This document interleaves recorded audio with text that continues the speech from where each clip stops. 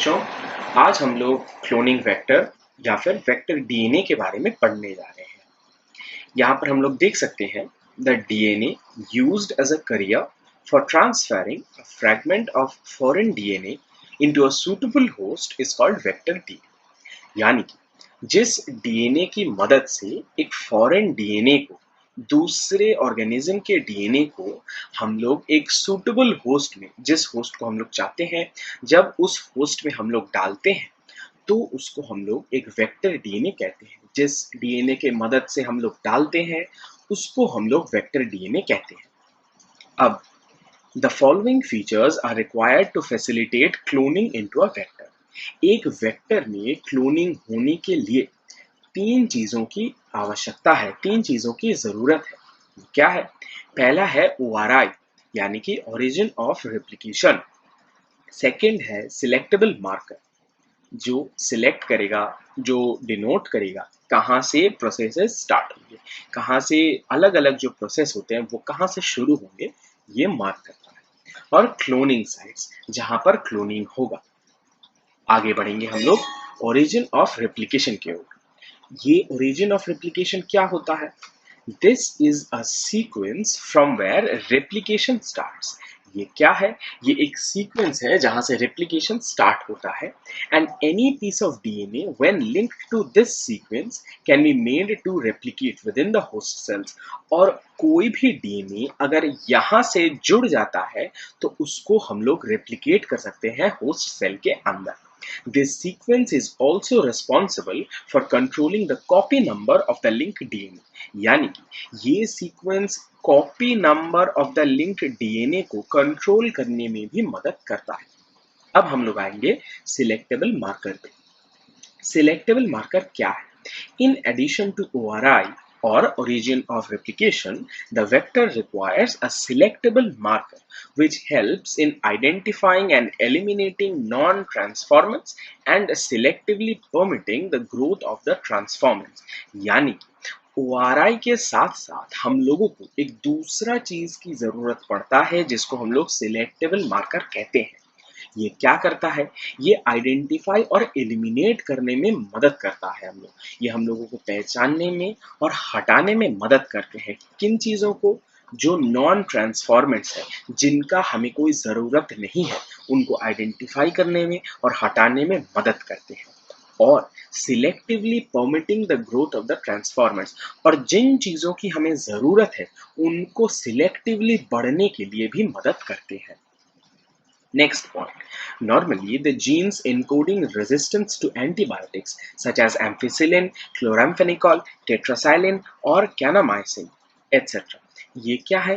ये जीन्स है जो रेजिस्टेंस टू एंटीबायोटिक्स, यानी कि जो एंटीबायोटिक्स के अगेंस्ट में काम करते हैं, एंटीबायोटिक्स को रेजिस्ट करते हैं, वैसे कुछ जीन्स हैं एम्फिसिलिन, क्लोराम्फेनिकॉल, टेट्रासाइलिन और कैनामाइसिन।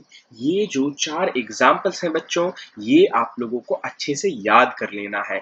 किसका एग्जाम्पल्स है ये? Genes encoding resistance to antibiotics के एग्जाम्पल्स हैं ये चार: ampicillin, chloramphenicol, tetracycline and kanamycin.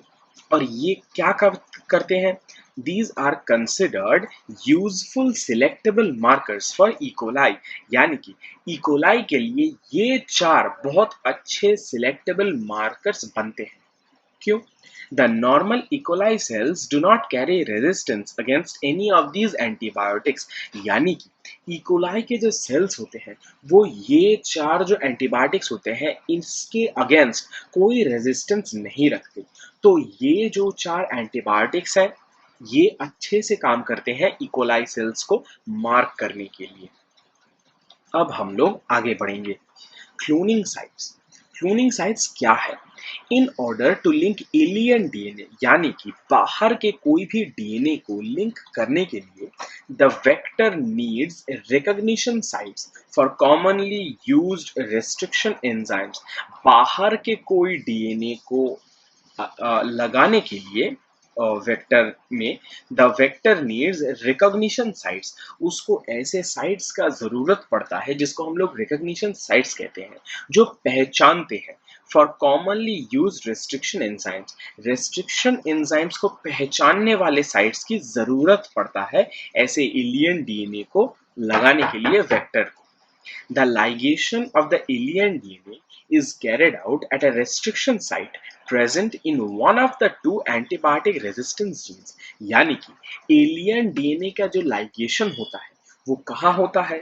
वो होता है restriction site present in one of the two antibiotic resistance genes। जो एंटीबायोटिक रेजिस्टेंस जीन्स होते हैं वहां के दोनों में से कोई एक में लाइगेशन ऑफ एलियन डीएनए होता है, या तो एम्फिसिलिन या टेट्रामाइसिन, जैसे इस एग्जाम्पल में हम लोग देख सकते हैं। इस एग्जाम्पल के थ्रू हम लोग ये पढ़ेंगे क्या, in the vector PBR322 you can ligate a foreign DNA at BAM H1 site of tetracycline resistance gene. यानी कि इस एग्जाम्पल में इकोलाई क्लोनिंग वेक्टर PB322 के लिए एक फॉरेन डीएनए कहाँ लाइगेट हो सकता है? BAM H1, यानी कि इस पोजीशन में BAM H1 में हो सकता है जो टेट्रासाइलिन रेजिस्टेंस जीन का एक पार्ट है। ओके, अब the recombinant plasmids will lose tetracycline resistance due to insertion of foreign DNA. इससे आगे जो रिकॉम्बिनेंट प्लाज्मिड्स बनेंगे वो टेट्रासाइलिन रेजिस्टेंस खो देंगे, क्योंकि हम लोगों ने टेट्रासाइलिन रेजिस्टेंस जीन के पास एक दूसरा फॉरेन डीएनए को इंसर्ट कर दिए हैं। अब हम लोग आगे बढ़ेंगे कॉम्पिटेंट होस्ट के लिए। कॉम्पिटेंट होस्ट क्या है? कोई भी ऐसा होस्ट जो अच्छा काम करेगा होस्ट बनने के लिए, जिसके पास सारे वैसे खूबियां हैं जो हम लोग होस्ट में देखना चाहते हैं, उसको हम लोग कॉम्पिटेंट होस्ट कहेंगे। अब पहले हम लोग पढ़ेंगे पैसेंजर डीएनए क्या है। Passenger DNA. It is the DNA which is transferred from one organism into another by combining it with the vehicle DNA। यानी कि पैसेंजर डीएनए वो होते हैं जो एक ऑर्गेनिज्म से दूसरे ऑर्गेनिज्म को जाएंगे वेहिकल डीएनए के साथ कंबाइंड होकर। The passenger DNA can be complementary, synthetic और रैंडम। पैसेंजर डीएनए कॉम्प्लीमेंटरी भी हो सकते हैं, सिंथेटिक भी हो सकते हैं, या फिर रैंडम भी हो सकते हैं। DNA is a hydrophilic molecule, यानी कि डीएनए एक हाइड्रोफिलिक मॉलिक्यूल है।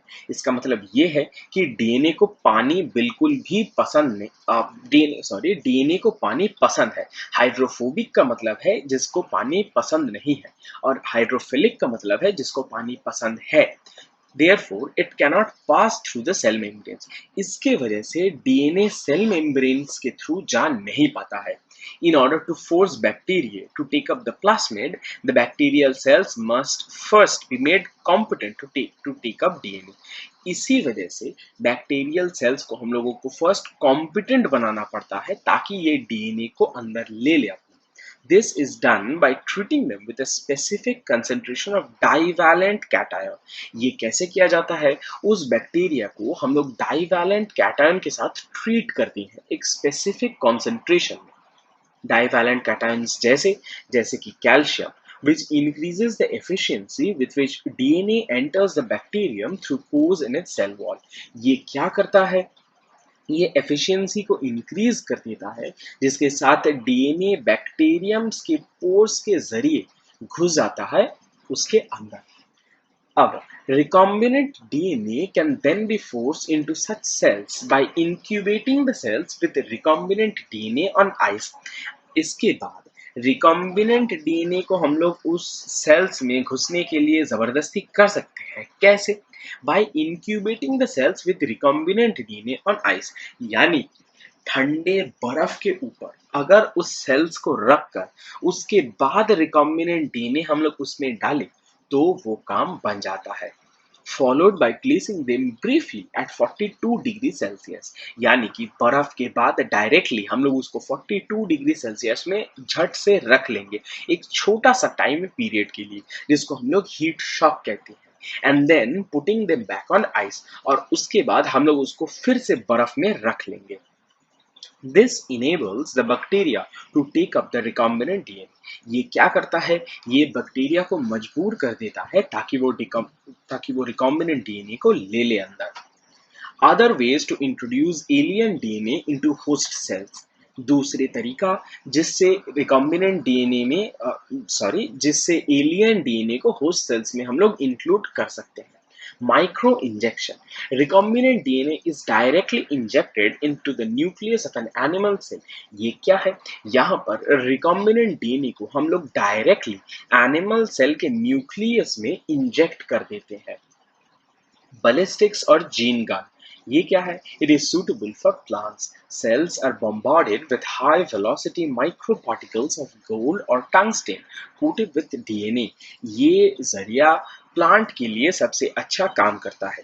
यहाँ पर क्या होता है? Cells are bombarded, plant cells को बॉम्बार्ड किया जाता है, यानी कि उनके ऊपर फेंका जाता है क्या? High velocity micro particles of gold और tungsten coated with DNA. Plant cells के ऊपर हाई वेलोसिटी गोल्ड और टंगस्टेन को फेंका जाता है जिसपे डीएनए कोटेड रहते हैं. अब डिजार्म्ड पैथोजन वेक्टर्स. जिन पैथोजन का डिजीज कॉजिंग पार्ट हम लोगों ने हटा लिया है उनको हम लोग डिजार्म्ड पैथोजन बोलेंगे. और इन वेक्टर्स के जरिए हम लोग क्या करते हैं? These are allowed to infect the cell, transfer the recombinant DNA into the host. ये क्या करते हैं? ये सेल को इन्फेक्ट करते हैं और उसके बाद डीएनए को होस्ट में ट्रांसफर कर देता है. Process of recombinant DNA technology. The complete process of recombinant DNA technology includes multiple steps maintained in a specific sequence to generate the desired product. ये recombinant DNA जो टेक्नोलॉजी होता है इसमें कई सारे स्टेप्स हैं जो बहुत स्पेसिफिक होते हैं, जिनको एक के बाद एक बहुत अच्छे सीक्वेंस में करना पड़ता है और उसके बाद हम लोगों को डिजायर्ड प्रोडक्ट मिलता है. यहाँ पर हम लोगों ने एक ऐसा एक्सपेरिमेंट किया है जिससे बहुत अच्छे से हम लोगों को अलग होता हुआ डीएनए दिखेगा. पहला होता है isolation of genetic material. The first and initial step of recombinant DNA technology is to isolate the desired DNA in its pure form that is free from other macromolecules. पहला होता है जेनेटिक मॉलिक्यूल मटेरियल्स को अलग कर लेना, यानी कि recombinant DNA technology के एकदम पहला स्टेप में हम लोग क्या करते हैं? डिजायर्ड जो डीएनए है उसको उसके प्योर फॉर्म में अलग जो सारे मैक्रोमोलिक्यूल्स रहते हैं उससे अलग करके हम लोग हटा लेते हैं. नेक्स्ट स्टेप 2 होता है cutting the gene at recognition sites. The restriction enzymes play a major role in determining the location at which the desired gene is inserted into the vector genome. These restrictions are called restriction enzyme digestions. यानी कि restriction enzymes एक यहाँ पर बहुत बड़ा role करता है. क्या करता है? डिजायर्ड जो जीन को इंसर्ट करता है वेक्टर जीनोम. जो वेक्टर जीनोम होता है वहां पर हमारे चहेतीता जीन को वो लोग इंसर्ट कर देते हैं. These reactions are called restriction enzyme digestion. ये जो प्रोसेस है इसको रेस्ट्रिक्शन एंजाइम डाइजेशन कहा जाता है, जैसे कि हम लोग ये पूरा पिक्चर में देख सकते हैं. अब नेक्स्ट है step 3 एम्प्लीफाइंग the gene copies through polymerase chain reaction. Polymerase chain reaction एक रिएक्शन है जिसके जरिए हम लोग जीन के कॉपीज को एम्प्लीफाई करते हैं, यानी कि जीन को उसके नंबर्स में बहुत ज्यादा बढ़ा लेते हैं. अमाउंट ऑफ जीन को हम लोग बहुत ज्यादा बढ़ा लेते हैं. It is a process to amplify a single copy of DNA into thousands to millions of copies once the proper gene of interest has been cut using that restriction enzymes. Restriction enzymes को use करके जब हम लोग एक gene of interest को काट लेते हैं उसके बाद वो डीएनए को thousands of millions of copies बनाने में हम लोगों को कौन मदद करता है? ये प्रोसेस जिसका नाम है पॉलीमरेज चेन रिएक्शन. स्टेप 4 क्या होता है? Ligation of DNA molecules. Ligation of DNA molecules का मतलब क्या है? डीएनए मॉलिक्यूल्स को जोड़ना. इन this step ligation, that is joining of the two pieces, a cut fragment of DNA and the vector together with the help of the enzyme DNA ligase. इस step में क्या होता है? DNA ligase की मदद से दो कट फ्रैगमेंट्स, दो कटे हुए टुकड़ों को हम लोग जोड़ लेते हैं. स्टेप 5 स्टेप 5 क्या है? Insertion of recombinant DNA into host. इसमें क्या होता है? रिकॉम्बिनेंट डीएनए को हम लोग होस्ट में ट्रांसफर कर देते हैं। In this step the recombinant DNA is introduced into a recipient host cell. इस स्टेप में रेसिपिएंट जो होस्ट सेल रहेगा, यानी कि जिस होस्ट सेल में हम लोग डीएनए को डालना चाहते हैं, उसमें रिकॉम्बिनेंट डीएनए को हम लोग इंसर्ट कर देते हैं, उसके अंदर घुसा देते हैं। This process is termed as transformation. इस प्रोसेस को हम लोग ट्रांसफॉर्मेशन कहते हैं।